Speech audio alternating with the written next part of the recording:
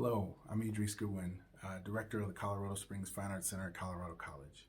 I want to thank you for tuning in to watch this very special digital reading of my play, The Raid. We decided to pull this together out of a real need to respond.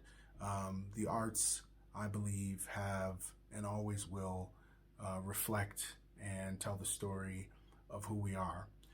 But it will also provide opportunities for us to talk to each other.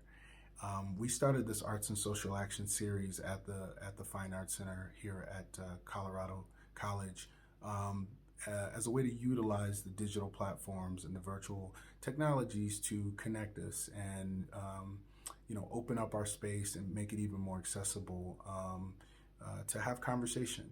And what a time for conversation than right now. The events of January 6th have elicited a myriad of emotions and a myriad of questions. And to me, they felt so similar to the questions being asked in this play that you're about to hear. This project came together in a matter of days. Quite simply, I just put out a call to the national creative community, and everyone said, "Yeah, let's do this. Let's put this play in the air." And then my wonderful team here at the Colorado Springs Fine Arts Center said, "Yeah, let's put this thing together." And so, I just want to say that we are entirely grateful to, our creative community across the country, and so grateful to you for joining us. Real quick, just so, as a heads up for those of you who may be sensitive to descriptions of violence, it is actors just reading from text, but there are some descriptions of some pretty brutal violence. This is a play about a failed insurrection, and there's also a couple of instances of racial epithet being spoken. So just a heads up. Other than that, we thank you. And also on Thursday, I don't know what day you're watching this, but on Thursday, myself, Tiffany Nichole Green, the director, and Julie Felice Dubiner, a tremendous dramaturg, will be having conversation and fielding your questions. So please go to fac.coloradocollege.edu for more information. Click under our Arts and Social Action series. Okay, I think I've covered it all. All right, and with that, sit back, crank your speakers for The Raid.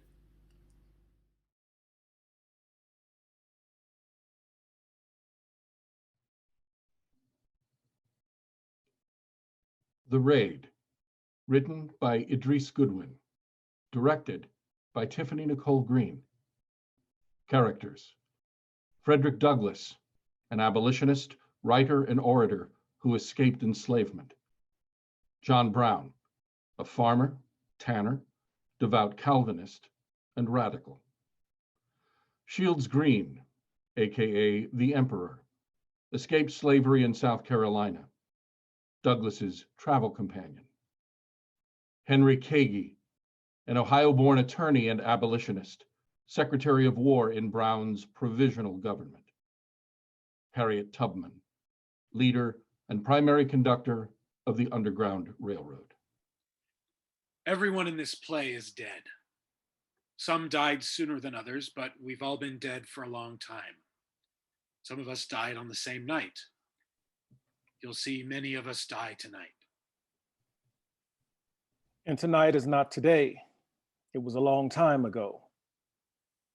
The fear is not dying, but being forgotten. An unjust death was the worst kind. August 1859, the meeting spot. Below the meeting spot at the bottom of a quarry, we see the warm glow of lanterns. They are attached to Henry Kagi and John Brown. Both men are armed. The men reach the Emperor at the meeting spot. Emperor? Yes. Where's Frederick? Be back.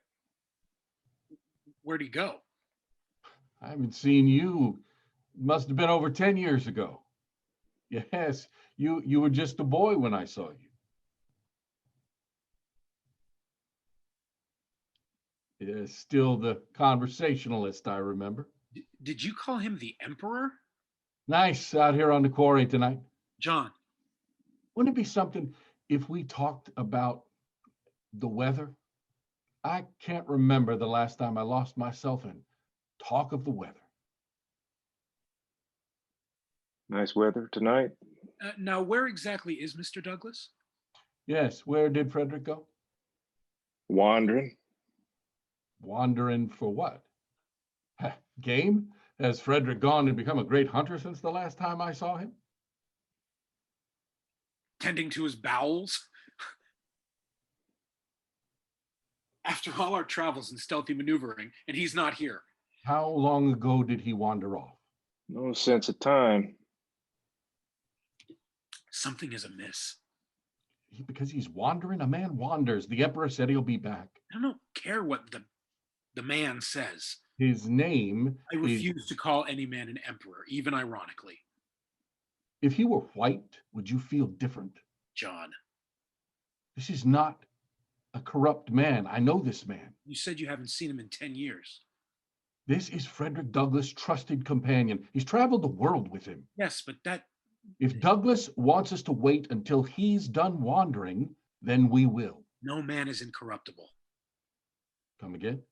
I can cite many examples of people you found trustworthy that Ray, as I said, the emperor and Mr. Douglass. I can sense when something is amiss. My intuition tells me this is a trap, that someone learned of our plans and we've been compromised again. He may have been compromised.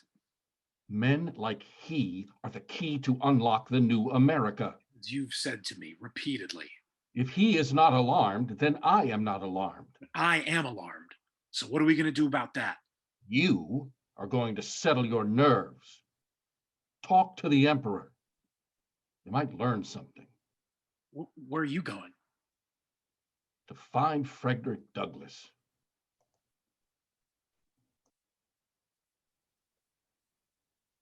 It was 12 years ago, last I saw Mr. Brown in Massachusetts. I was 13, I think. That's what they told me. I don't really know my age. First time they had met, Mr. Douglass spoke at the Free Church. Mr. Brown saw it and invited us to his house. 1847, John Brown's home in Springfield, Massachusetts. John and Frederick sit. The emperor stands. Would you like to sit? He's not very talkative. Son, exactly how long have you been traveling with Mr. Douglass here? For a time now, Harriet helped him escape on the railroad. You know Harriet. Have you met Moses? I haven't had the pleasure. I suspect she's not on the speaking circuit like you. Yes, we employ different levels of visibility. Escaping slavery. I simply can't imagine. It's what every Black man, woman, and child dreams, though sadly few are successful. The emperor and I, we're truly blessed. That's why you fight as you do. Yes. Do you ever think your escape was due to your own wits? Or do you feel that once you finally put it into God's hands, he freed you? I don't understand your question. Do you think it was your abilities that won your freedom, or was your escape successful because the good Lord saw use for you, blessed you with that voice and those words? We're all instruments in some way, aren't we? We choose our manner of use. I've yet to discover the best use of my talents. I don't have your gifts of language and oration. But you opened the church, created a haven. I think myself capable of far more, and I know God agrees. You know, a movement requires small and large, all manner of tangible and theoretical contribution. You don't imbibe in spirits, do you, Mr. Douglass? Of course not. Do you? Of course not. John exits briefly and returns with a brown bottle. Emperor, He's too young. what he's been through, this young man deserves more than a glass of whiskey. The Emperor takes a glass of whiskey from John. I propose a toast to contributions, small and large, to you and to the abolitionists.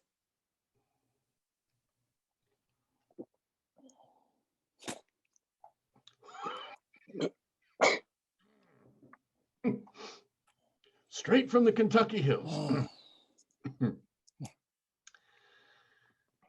Abolitionists. Yes. Garrison, what do you think of him, honestly? I owe him a great deal. Of course, we've had some misunderstandings.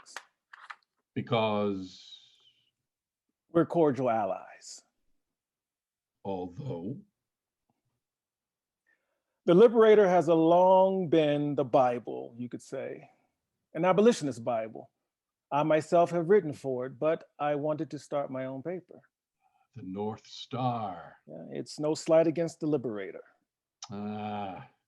Garrison didn't like you being out from under his thumb, I wouldn't phrase it that way. but he's afraid of you Why would Mr. Garrison be afraid of me? because you're fearless.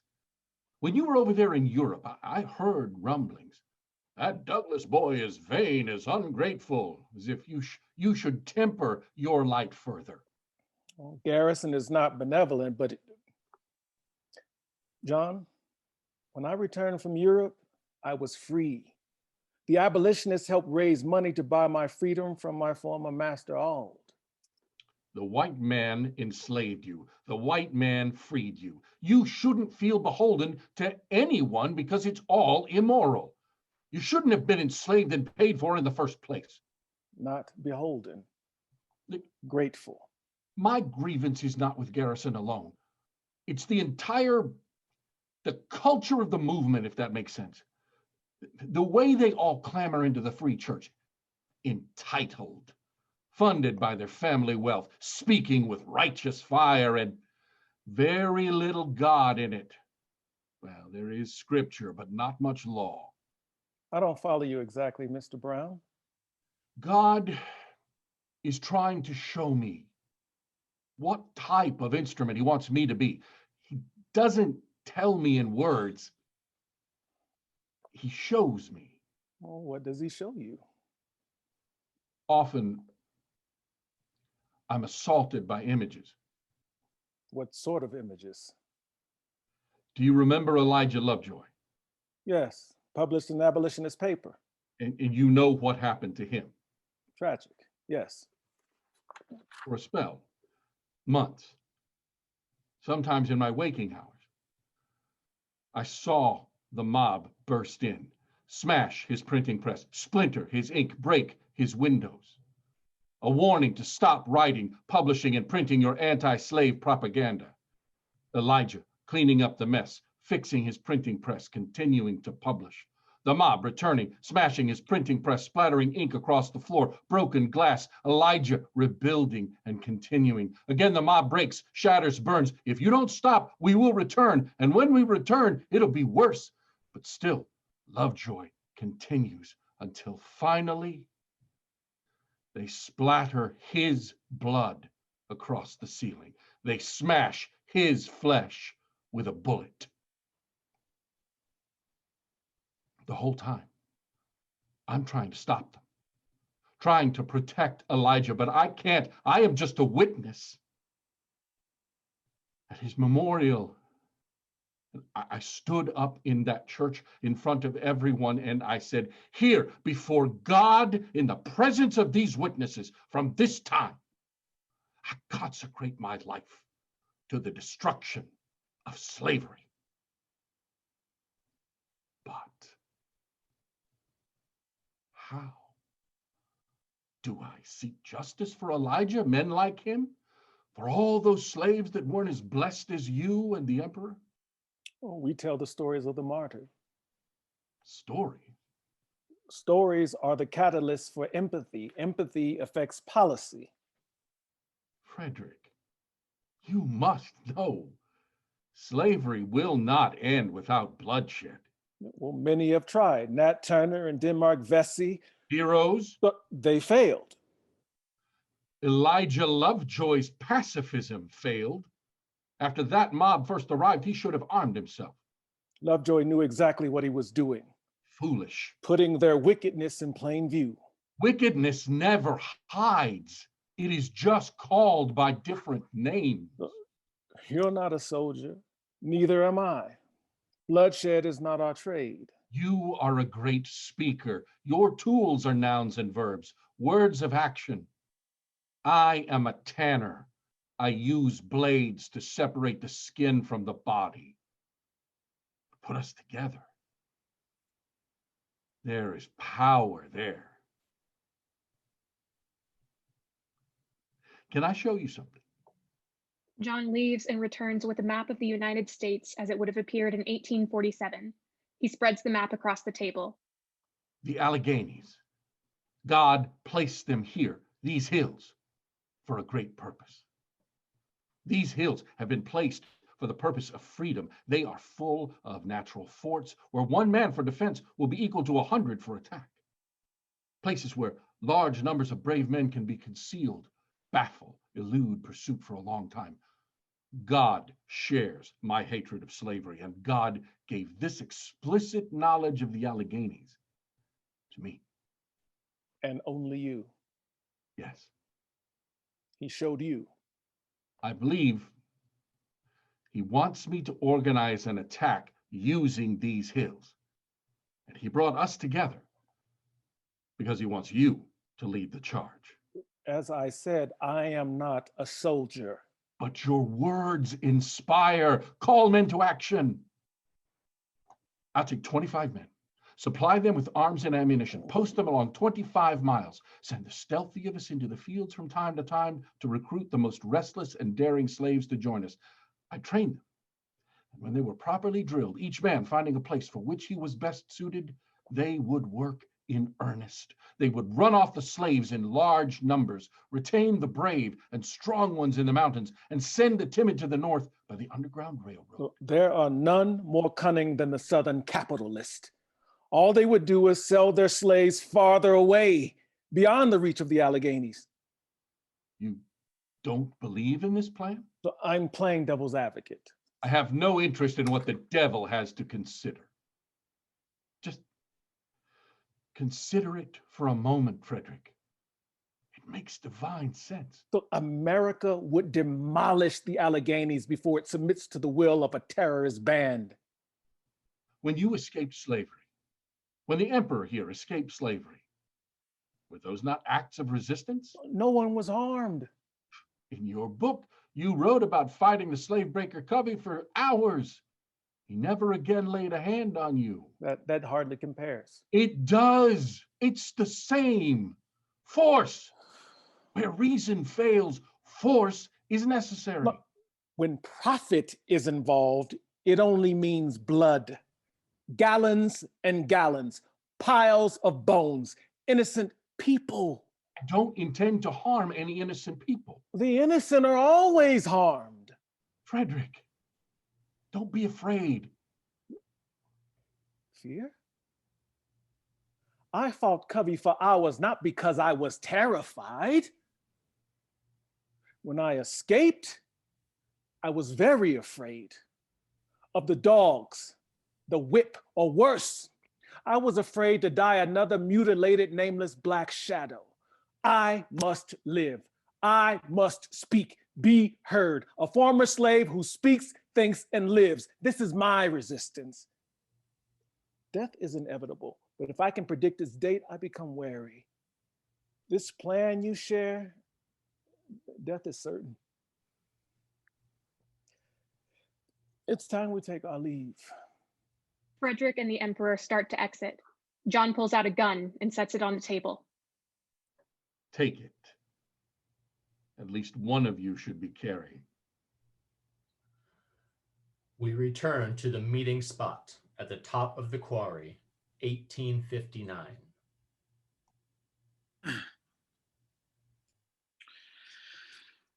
So, do you have a wife?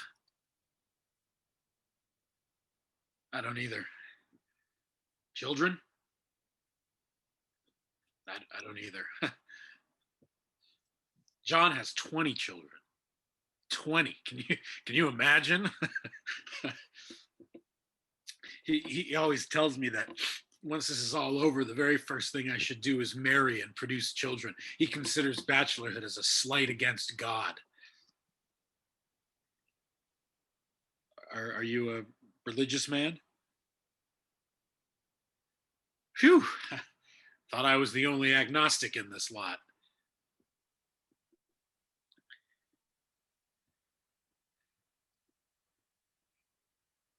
This is silly. This is Douglass goes off to wander. Brown goes off to find him. Silly.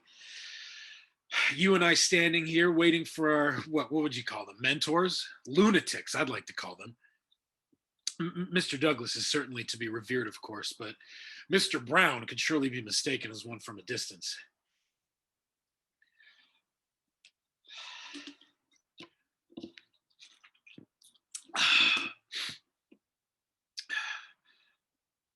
What's agnostic? It means I'm afraid to marry and have children because I'm afraid of what this world would do to them. See, I don't know how to put things in God's hands. At least that's what John says. Out of those 20 children of his, almost half of them are dead. Some to dysentery, some didn't make it through the early days of birth. But Frederick, not Mr. Douglass, John named one of his sons Frederick, presumably out of his respect for Mr. Douglass. What happened to Frederick? Kansas happened to poor Frederick. Kansas bled. Bleeding Kansas happened to Frederick Brown, happened to John Brown, his sons, and Henry. 1856, Kansas. Dear Father, this winter was brutal. Jason, Salmon, Owen, and Frederick are faring well as we can. Our supplies are meager, our cabin shoddy, and the violence intensifies almost daily. It seems as if the border ruffians multiply 3 times as fast, but we hold our encampment. But they will die for slavery to exist here. It's ironic. Kansas is a lovely place, even in the winter. It is vast and rolling. The summer's lush and green, a promising terrain to raise families and crop.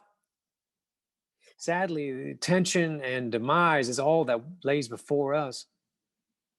Our supplies are meager, our spirits are running dry, and we can feel the reverberations of the entire nation. It seems as if the pro and anti-slavery sentiments across the entire country are being played out right here in Kansas.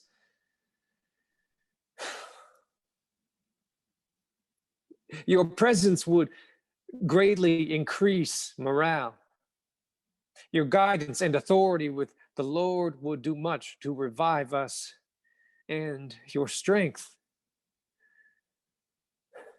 We need you, Father. Diane,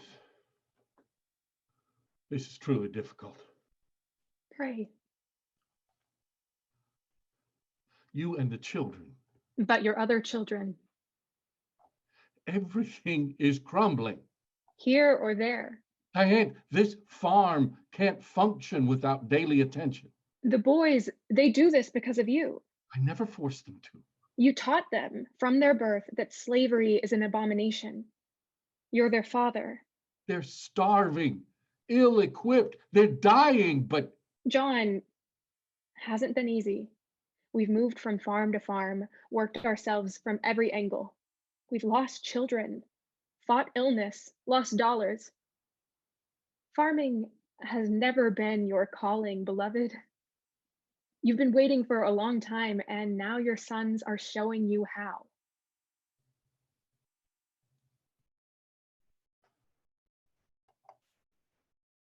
our leaders, elected to serve us, they're nearly murdering each other in our nation's capital.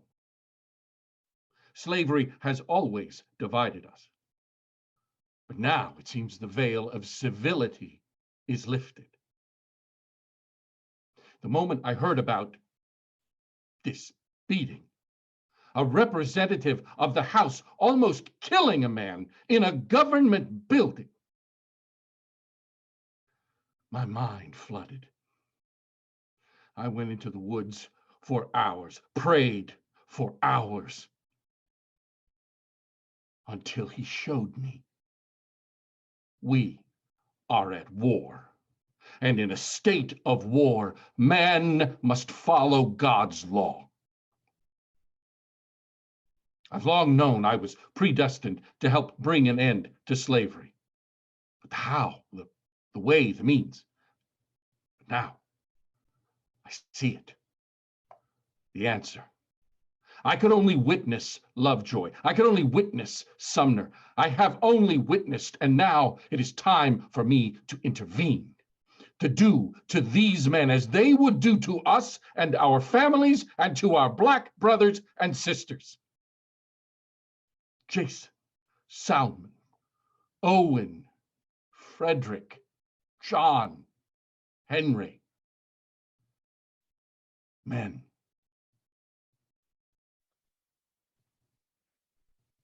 My name is Mahala Doyle.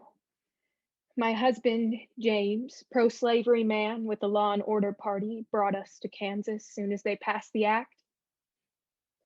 About 11 o'clock at night, after we had all retired, my husband, James, myself, and my children, William, the eldest boy, 22, Drury, 20, Jacob, 15, Polly-Ann, 13, James, 10, Charles, 8, Henry, 5.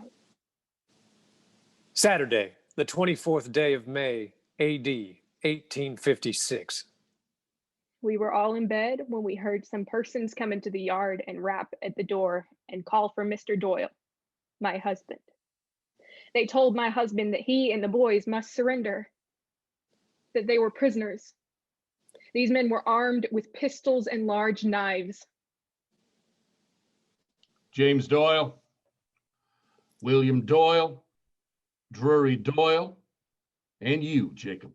Please, not Jacob. He's still a child. Not from my vantage. How old are you, boy? He's only 15, please.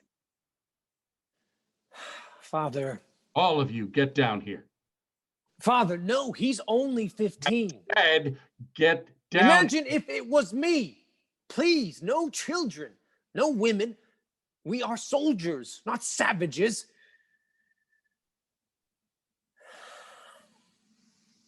Father.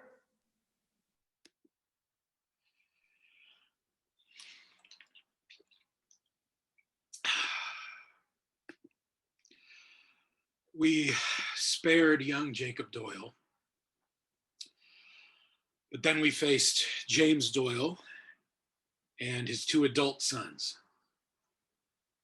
Captain Brown ordered us, lift your broadswords.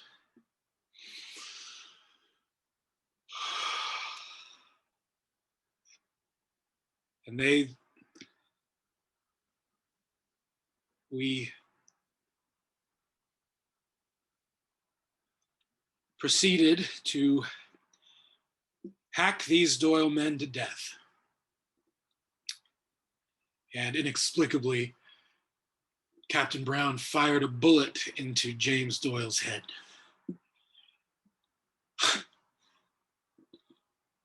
Well, it didn't take long for the border ruffians to retaliate.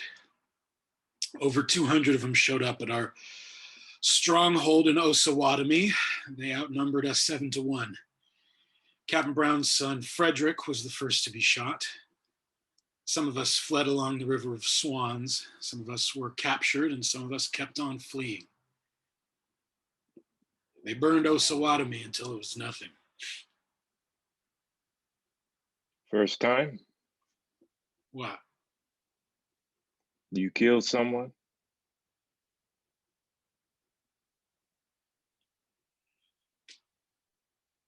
According to John's provisional constitution, I am his Secretary of War. I had earned a title. That is the reward for claiming names. If you join us, maybe you can get yourself a title as well. But I suppose you have one. You're the Emperor. Maybe you could wave your scepter and put an end to all this, I don't have a scepter. Well, you're surely going to need something if you plan to join this outfit. A law degree is what I had, but a man of war doesn't want to hear about motions and briefs. No, he is an instrument, like me, like you. That is why they give us titles, to make our chests puff further, to inspire us, I suppose. Old men in their wars. We, the young, bleed first. Everybody bleeds.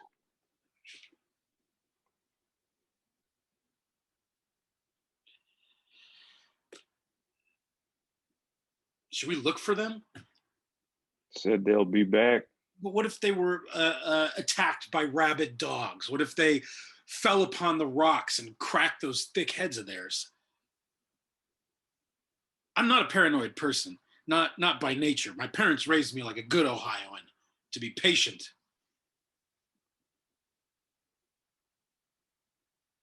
We can't just stand here. Watch. Look at how I do it. You've got a humorous nature beneath that stoic veneer. I can't just wait here. What if they return held at shotgun point by bounty hunters? You know there is a price on our heads, John and me? You too. Under the law, you're not a free man, and I am sure there is many a white man who would love to see Mr. Douglass dead. What if they've been captured? What do you think of that, I said, what do you think of that? He brandishes his pistol. A man without anxiety is a man with knowledge. Don't understand. Stop pretending. You are clever. No imbecile can escape slavery. It took Frederick Douglass 3 attempts. You are not the blank fool you present yourself to be. What knowledge is in your possession that I am not privy to?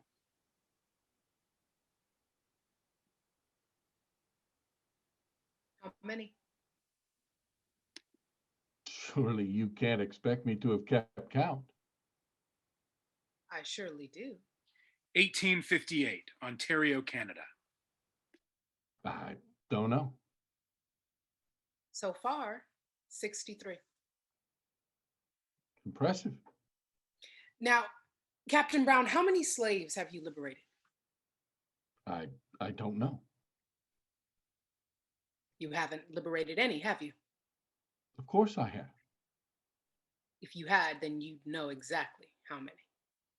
Are you calling me a liar? I ain't calling you nothing.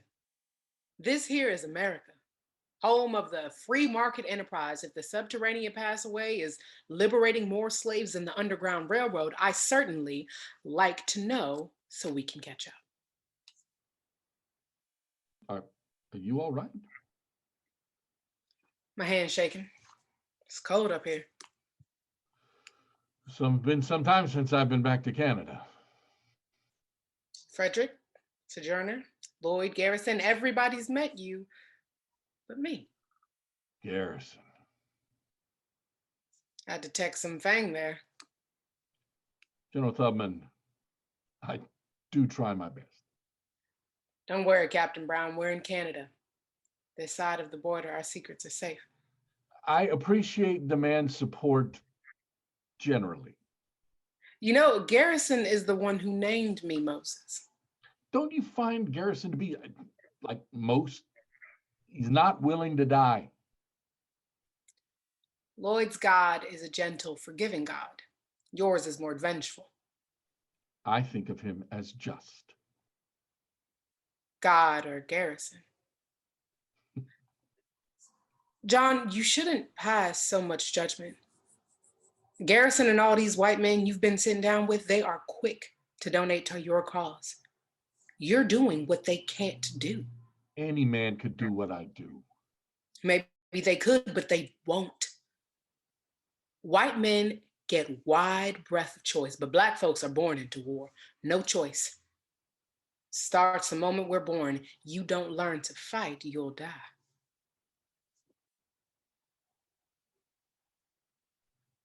What's on your mind?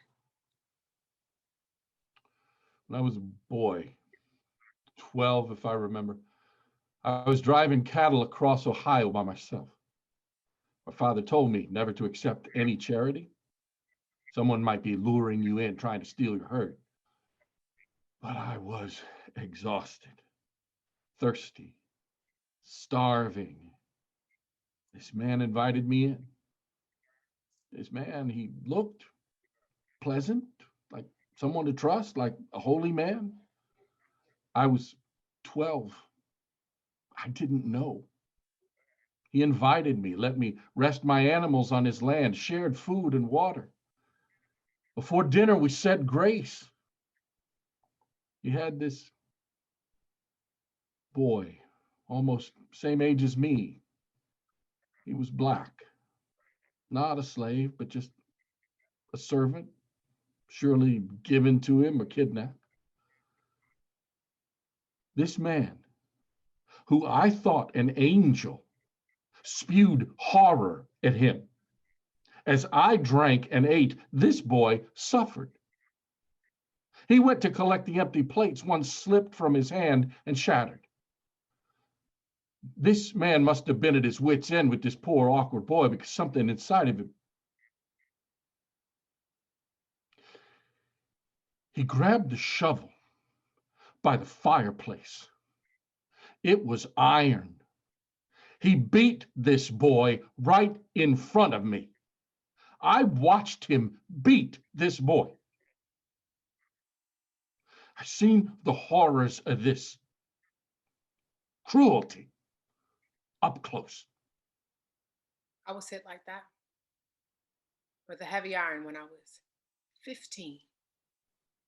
Gave me fits, headaches, blackout. It also gave me these visions. You have visions?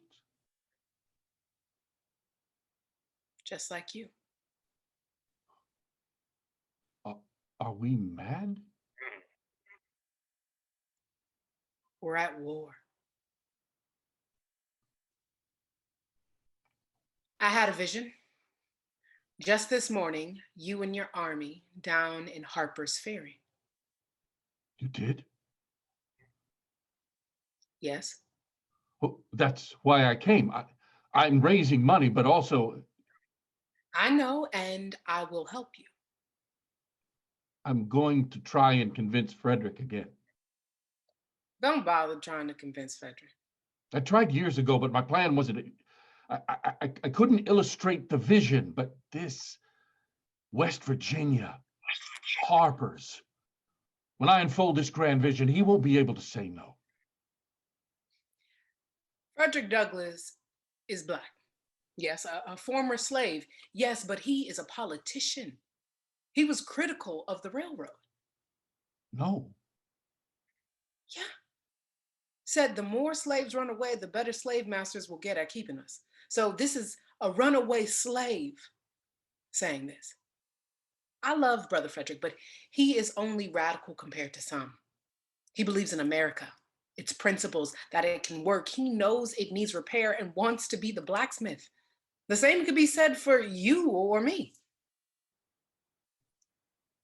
Oh, you believe in God more than country. And me? Well, I'm a Black woman with a challenged mind. Frederick will join me this time, and 2 former slaves will lead an army into a new America, one that God will smile upon. I suppose healthy beliefs are essential to us all.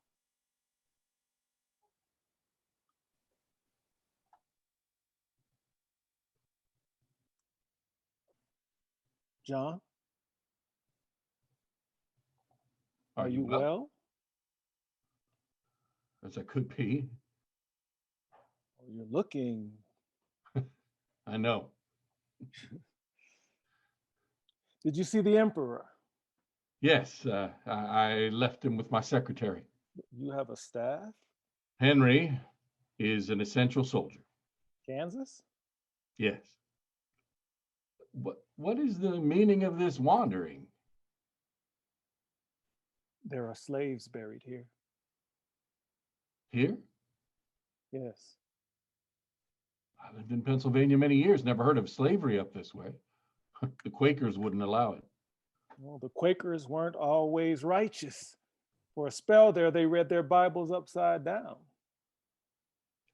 Buried along the stone quarry? From what I heard, they were a group of about 4 or 5. They tried to escape and got lost out here.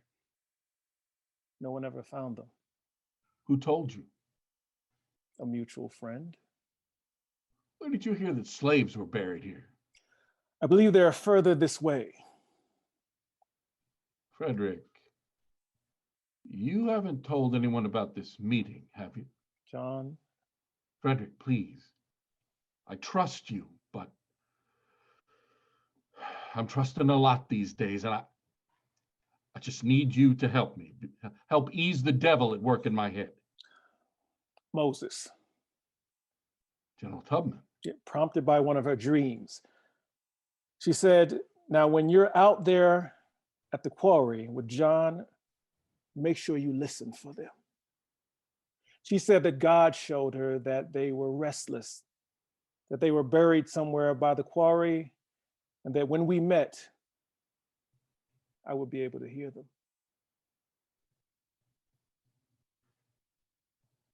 Do you hear them? Do you suspect they may only speak Negro? Come, now that we're all assembled, let's return to your secretary and my emperor. Wait. Let's stay and listen. See if we both can hear them.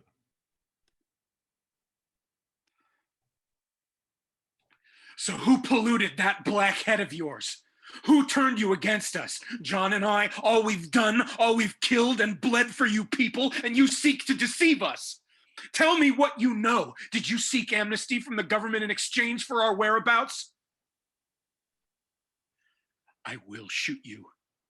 You tell me. Where did Mr. Douglass wander off to, and who was there to meet him? What have they done with Mr. Brown? Speak! You speak now! I don't want to harm you. I don't, but I will. Answer! Have you and Mr. Douglass been compromised? Henry, what are you doing? What are you doing, young man?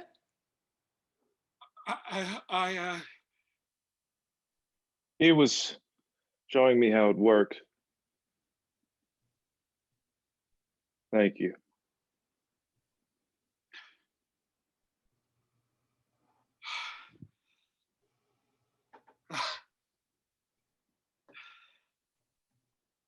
Did you find what you were looking for?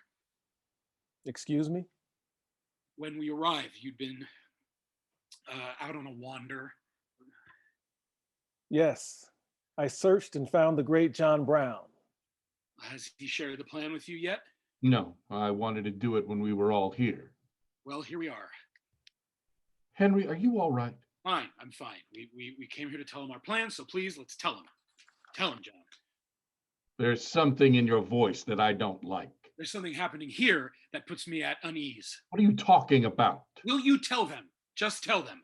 I will, Henry, but you must calm yourself. I'm calm. Henry, you calm yourself, or I will calm you.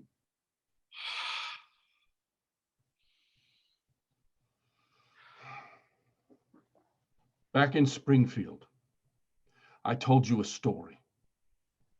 I have another. Similar characters, similar outcome. You'll have to use your imagination.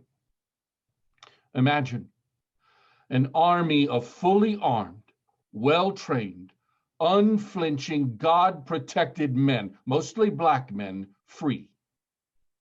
Imagine them liberating their brothers from bondage, slave owners running in fear, begging and pleading for mercy. Imagine a government waking up to see that their country has changed.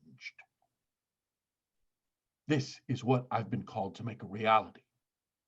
Harpers Ferry in West Virginia, the National Armory. We will raid it. We will retreat with our spoils into the Appalachian Mountains.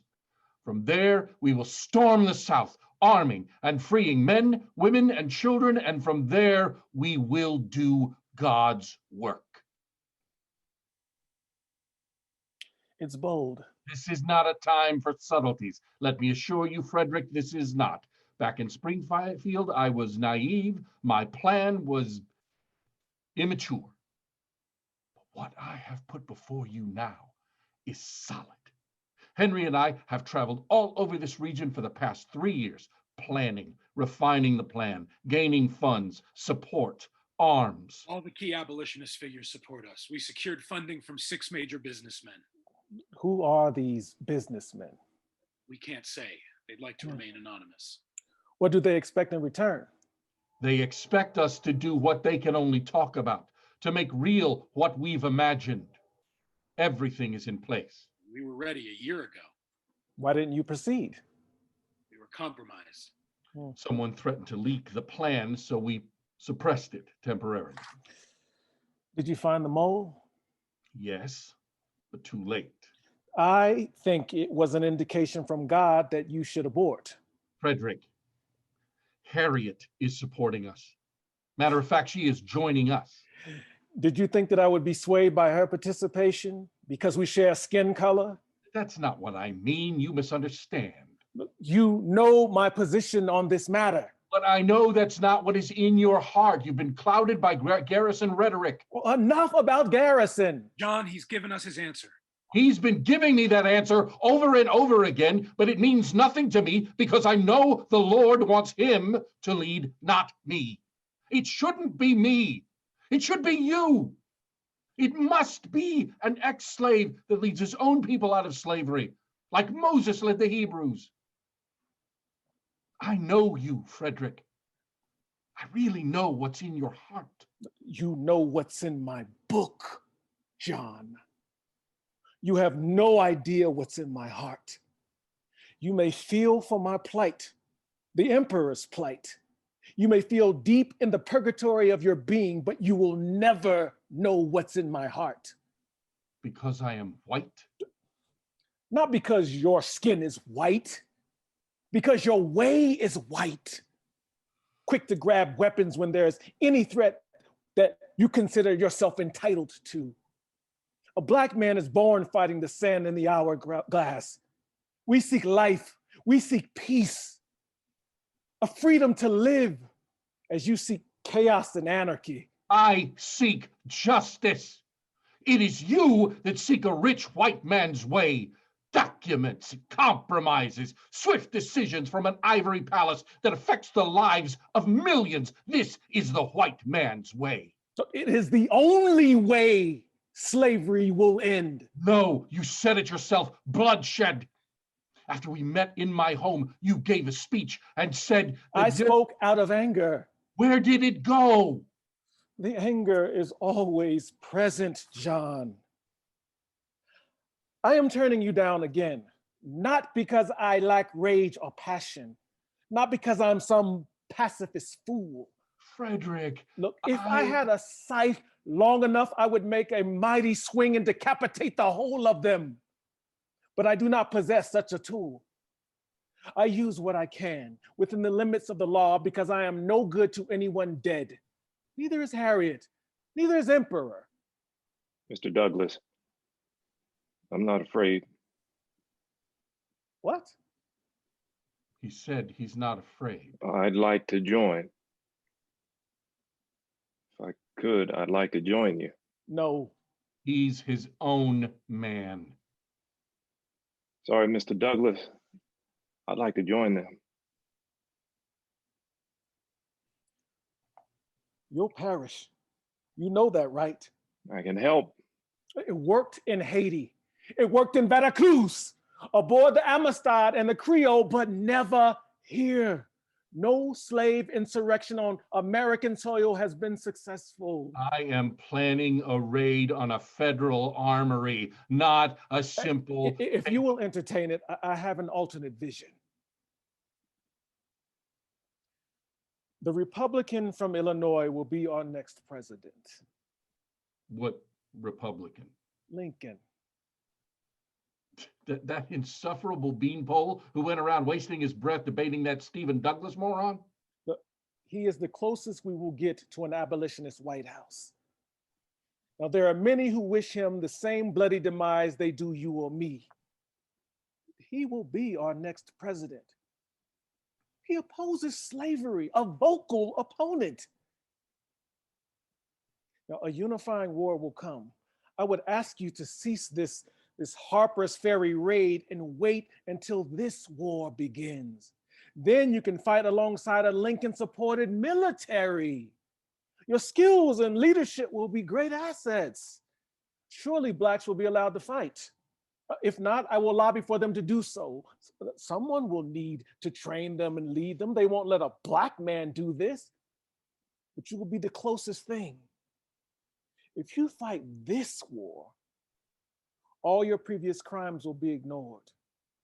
If you just wait, John, you could do this the right way. Right. Who's right? Mr. Douglass. What he says, it makes some sense. Henry, quiet. Well, don't silence him. He knows what's good sense when he hears it. Look, I haven't met Lincoln yet, but we share many of the same acquaintance, and I am sure that I could request a brief audience. I could tell him about you and your skills. He opposed Nebraska-Kansas Act. He must know of your battles there, how you laid down the lives of you and your own sons in the name of not just what was right, what was American, what is essential to who we are. That is the unbreakable argument, the driving principle of abolitionism. We hold these truths to be self-evident, that all men are created equal, that they are endowed by— I am not interested in man's law, especially if they don't follow it. John, I think his point was that— Stop talking! John? Get out of my sight, you incessant insect! You treat this as if it were a horse auction. You should listen to him. I gave you an order before we arrived. I told you no matter what is said, you do not entertain any alternatives to our plan. Yes, but John— You are my secretary. I am the commander-in-chief. You are to obey. I have killed alongside you. I am a soldier. I am not here to take minutes of your speeches. Henry, you think that God has chosen you? Especially? You don't think that everyone believes they're doing God's business? I told you. I'm doing God's work. So says the slave masters. So says the senators and governors who protect their interests. So say the European countries who purchase the spoils of slave labor. They all wave that Bible. They all quote a scripture. John Brown, you are not God's instrument. You are attempting to play God, but what you don't realize, God is likely not real. Henry. What if I am right? Have you ever even considered? John punches Henry in the face. Henry falls over. John removes his belt and begins to whip Henry. Frederick and Emperor grab John and restrain him, but he's strong for an older man. If they pull him back, he continues to try and get in any last lashes he can.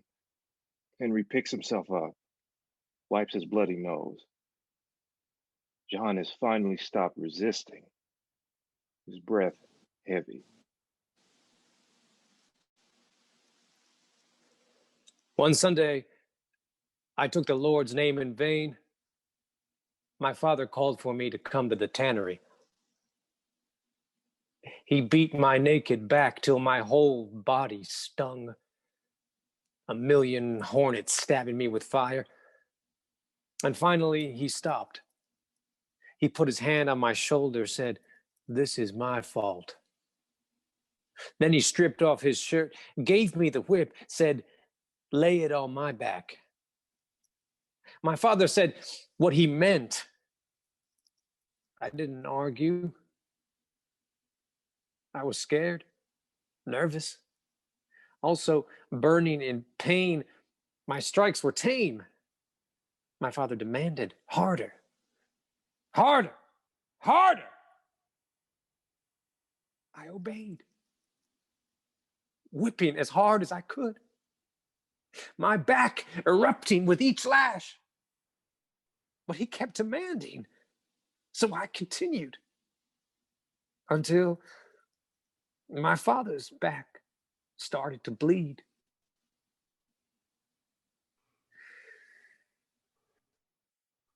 John, you must reconsider.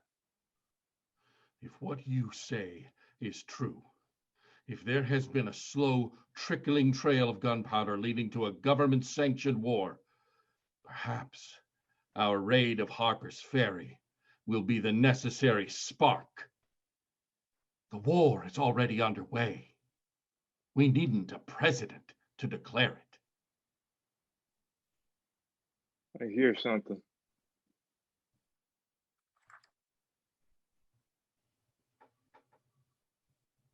It is Henry. Behind Henry is a masked bounty hunter holding a shotgun to the back of Henry's head. He's terribly mistaken. Quiet.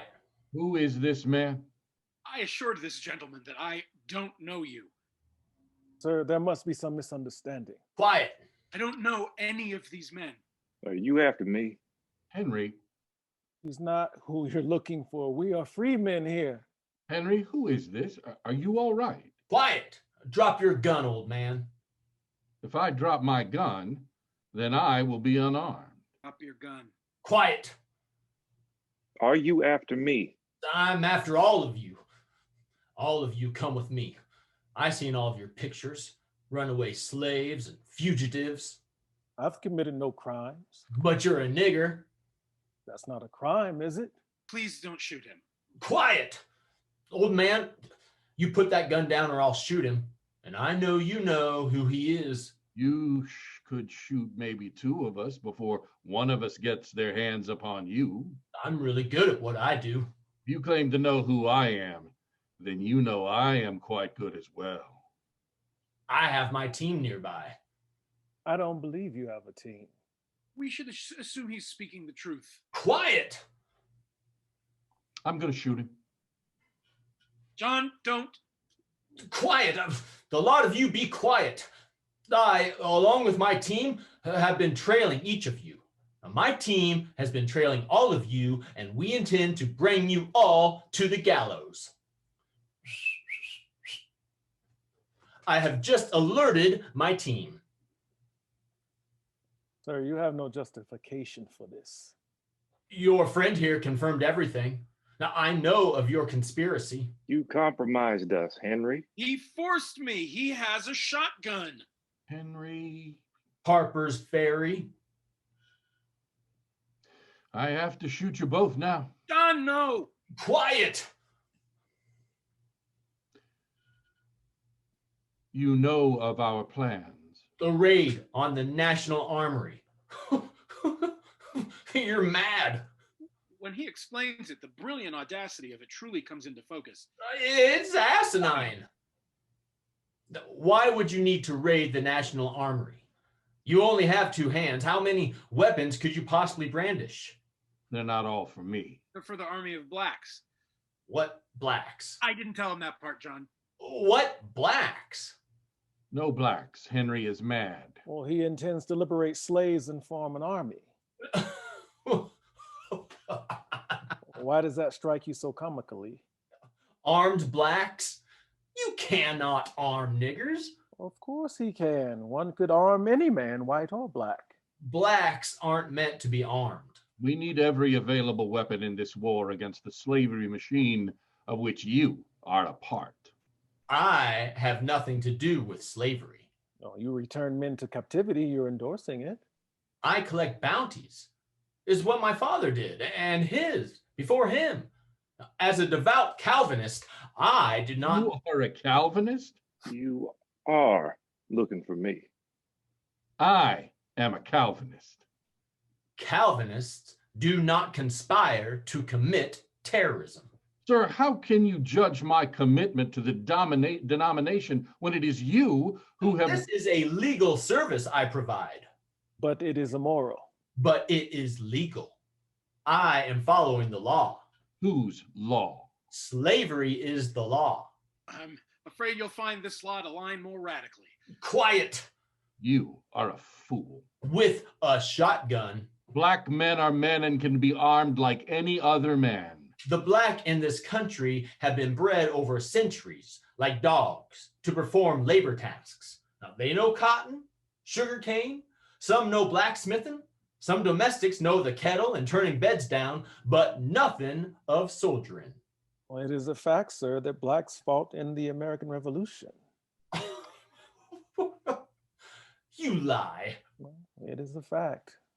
The only fact is that my team is on their way and all of you will soon be hanged. Emperor. What are you doing? Stop, stop, or I will kill this man. Don't you move. Don't anyone move. I wager that the Emperor here... Who? The quarry you seek. I wager he could defeat you in a duel. A duel? Quiet. John, what are you doing? Mr. Brown, I never fired a gun before. You'll be fine. There's nothing to it. If I kill him, then I collect no bounty. But if he kills you, then you will be dead. Your team will be here soon, I promise, if or when the Emperor shoots you. Then we will turn ourselves in and your share of the bounty will go to your son and his son after him. Sir, might I suggest you ignore them? Let's wait patient for your team. Quiet. Yes, they should be quiet. 10 paces, then draw. Ignore him. I said quiet. Bounty Hunter turns his shotgun around to hit Henry on the head with the butt of it to silence him, then bang. The bounty hunter falls backwards. His shotgun is flung from his hands and slides across the ground.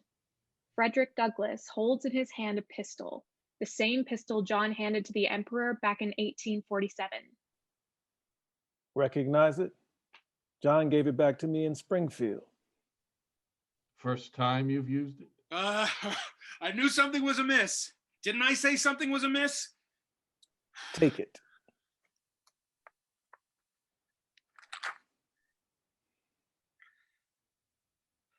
It's faint, Harriet, but I hear them. We have to leave.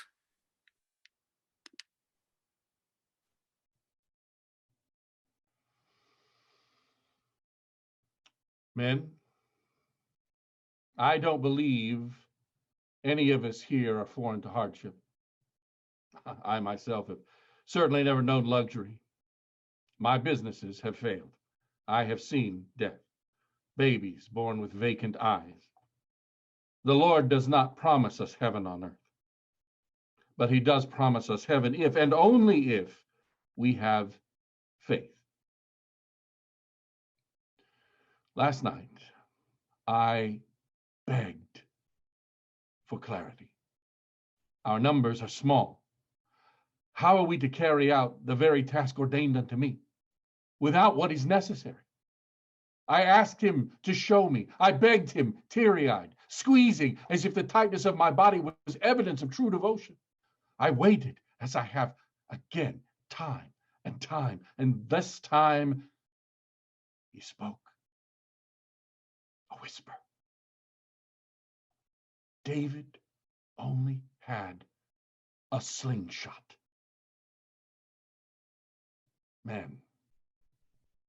Many have died, risked their own freedom. We have been assembled, and we will carry this out. We will take the armory Harpers Ferry, and our acts will reverberate and echo across this accursed slavery state. And your brothers and sisters will rise and join us, and we will strike an unforgettable blow. This raid must go forth.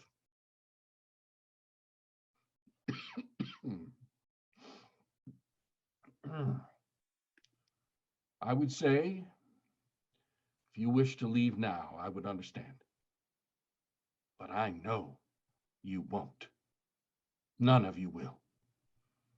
Because your names will forever be etched into the fight for heaven on earth. Henry Kagi, the Emperor Shields Green, Jeremiah Anderson, William Thompson Dauphin Thompson, Stuart Taylor, William Lehman, Lewis Leary, Dangerfield Newby, Aaron Stevens, Edwin Coppock, John Copeland, John Cook, Albert Hazlitt, A.D. Stevens, Barclay Coppock, Charles Tidd,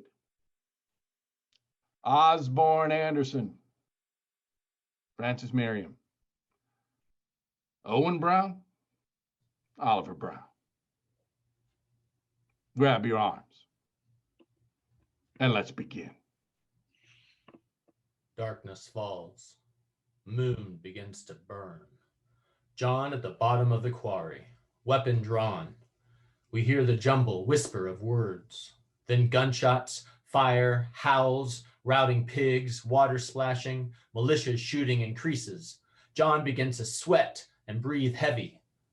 Then one isolated gunshot.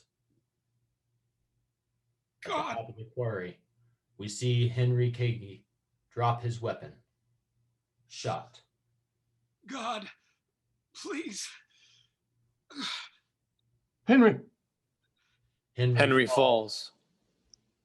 We hear him crying, hang on, scared of the impending darkness.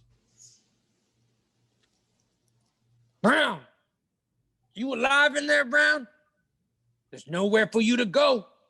Come on now before this gets worse. Stay calm.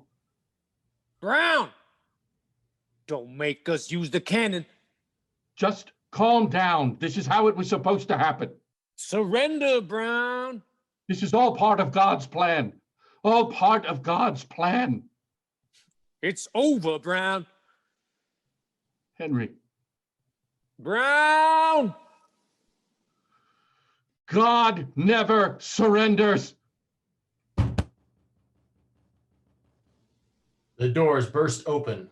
Marines flood the quarry from above, descending down to John Brown with rifles. They surround him. Aaron Stevens, captured. Edwin Coppock, captured. John Copeland, captured. John Cook, captured. Aubrey Hazlitt, captured. A.D. Stevens, captured. Jeremiah Anderson, dead. William Thompson, dead. Dauphin Thompson, dead. Watson Brown, dead. Stuart Taylor, dead. William Lehman, dead. Lewis Leary, dead. Dangerfield Newby, dead. Oliver Brown, dead. Henry Kagi, dead. Myself and John Brown, captured.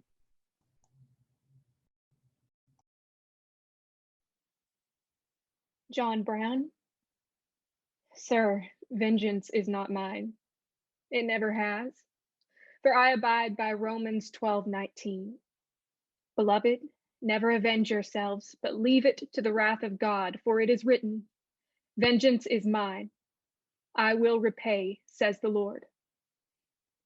But I must confess that I do feel gratified to hear that your reign ended at Harpers Ferry.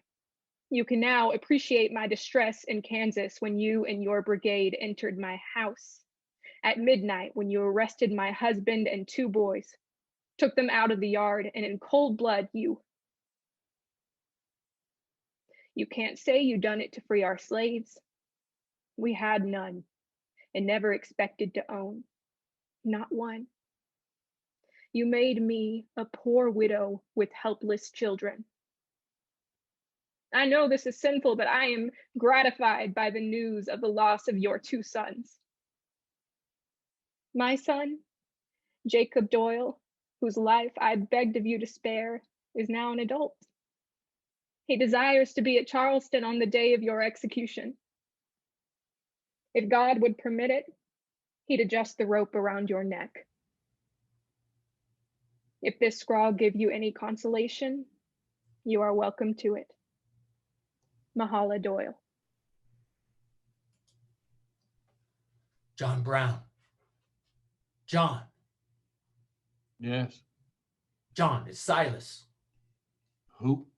Silas Sewell from Kansas. Captain Sewell, how did you get here? Come on, John. There's no prison that can hold me in or keep me out. Are you all right? Never better. How are things in Kansas? Worse, but we're still fighting. We could use you back there. You can see the government has other plans. Well, that is why I have come. You have support, John. This was an unjust incarceration. Silas, normally I would agree, but we made a mess of things. I'm taking you from here, John. You're too important. I'm truly honored, but I can't. There is no way I'm leaving without you. I am to break you out.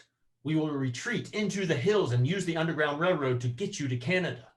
There's more work. The raid has our associates energized. They want to keep the pressure mounted. Sorry, Silas. I'm afraid not. No, there is more for you to do. Silas, do you know how old I am? You're in your prime, if you ask me. My fugitive days are over. John, please, I cannot return empty-handed. I'm done. It's time for me to face the true judgment and join my sons. John. Goodbye, Silas. Captain Brown, I'll be there to watch you hang. John Brown, you are a terrorist, a traitor, the worst type of man. John Brown, I'd cut your head, put your head on my wall. If it were up to me, you'd be beaten and stoned publicly. And I'd delight to watch the executioner tighten that rope. A man who betrays his nation is no man at all. A man's devotion to his nation should be foremost and unyielding. The devil has reserved a space for you in hell next to your sons, dear Captain Brown. Dear traitor. I wanted to commend your bravery, your commitment. Where is your national allegiance, you poor, misguided fool? Whatever your quarrel with the institution of slavery, you never turn against your government. Your act was not in vain. Dear Mr. Brown. Mr. Brown. Act of foolishness.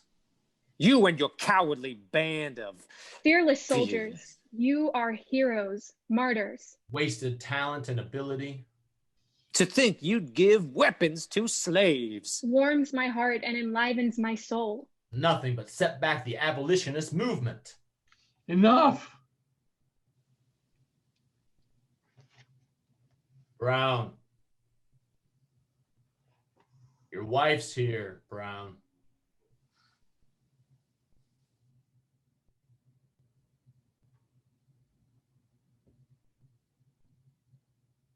In silence, they eat John's last meal together. There are occasional comforting looks to one another.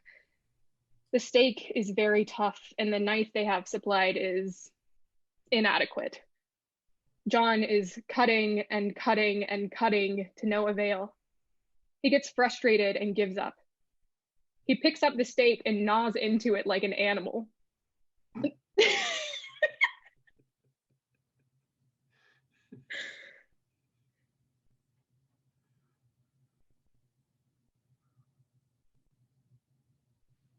John's tears intensify. He breaks down. He buries himself in his wife's embrace.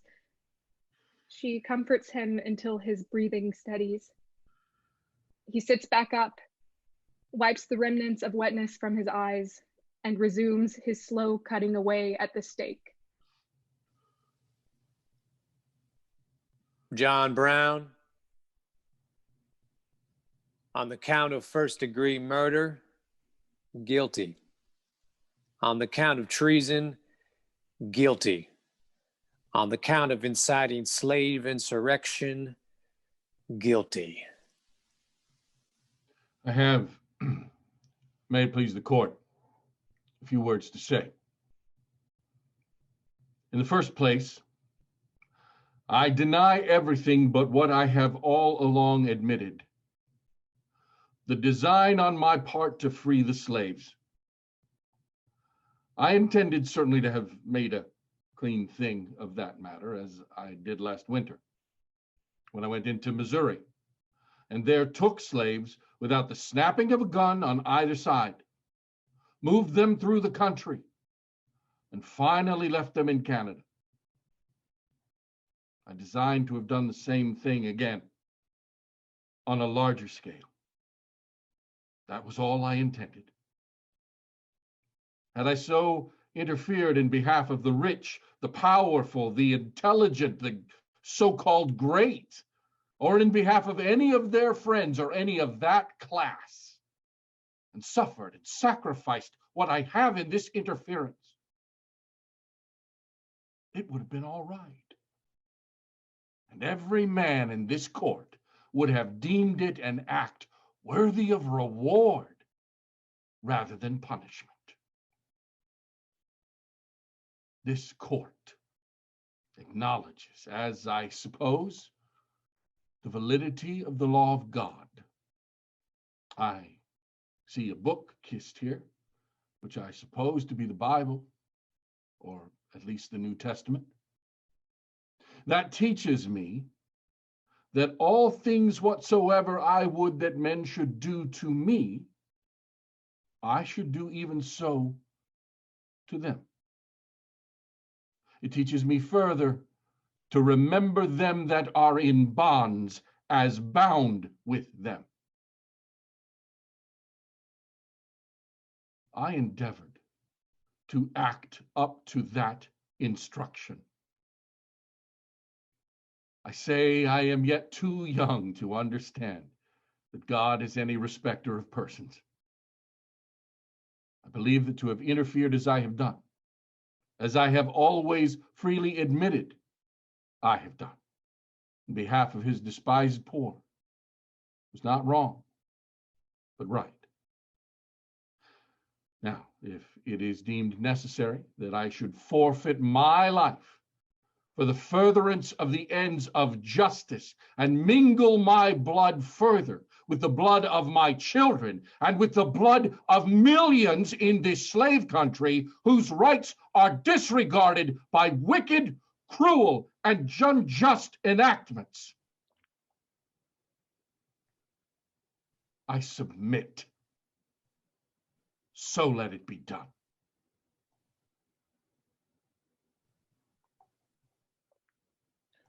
Slavery is indeed gone.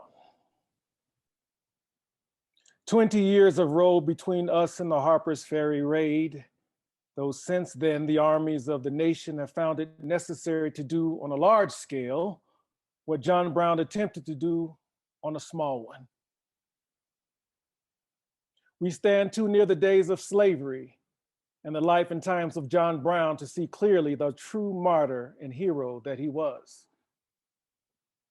Did John Brown fail?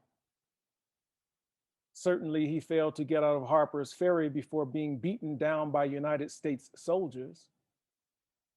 He did fail to save his own life and to lead a liberating army into the mountains.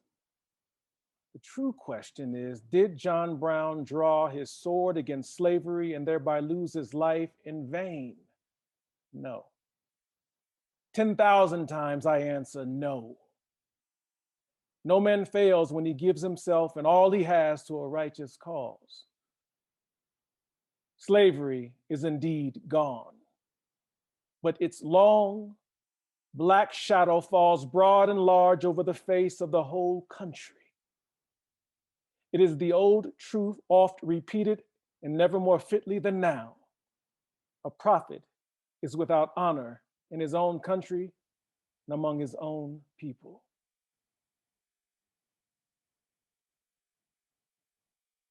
John Brown, Henry, Frederick Douglass, all of us dead. But our spirits live in here, in the quarry. We replay ourselves for those who can see us, hear us. The debates we hammered and nailed, the fuses we lit, fires that burned on through after our bodies been made smoke. Replay it. Don't regret. Most times. Sometimes maybe regret it less as time passes. Every time. Each. We hear something unheard before. Something from the world outside the stone pit reminds us that everybody dies, but spirits live. And sometimes when we replay all we did, the dying don't hurt each time, and time does as it does. Time passes. The quarry looks back at us and fades away. End of play.